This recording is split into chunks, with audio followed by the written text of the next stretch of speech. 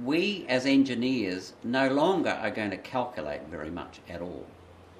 Our computer will calculate everything much better, much more accurately, and much more consistently than we will ever ourselves.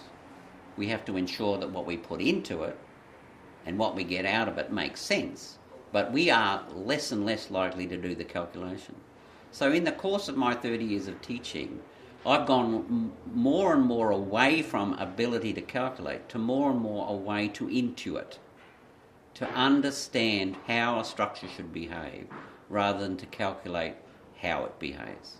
It's much more important for a student to be able to say, this is going to deflect in this manner, or this is going to have this sort of shape, than it is to be able to calculate that. The computer will calculate it.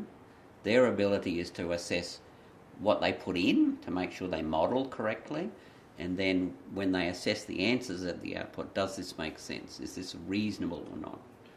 In your 35 years, do you think the engineering curriculums have kept pace with the time? Not at all. Not at all. We still largely produce calculators, and they have limited futures. And this goes back to the idea that engineering is about numbers. Engineering is about people. Engineering is about providing our, particularly for civil engineers, we provide our quality of life. If you want water that you can drink, if you want electricity that comes on power poles, if you want roads and traffic that work, then that's civil engineering, and that's typically first world engineering requirements. The difference between a first world and a third world is their civil infrastructure, the ability to drink the water, to have the sewerage work, to have power. Okay? So civil engineering is about delivering. We are much more about people than, say, many other types of engineering, because we are directly interfacing with humanity through the infrastructure.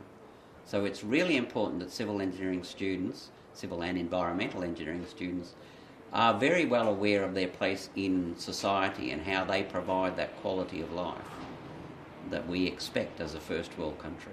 So it's much more about people than it is about numbers.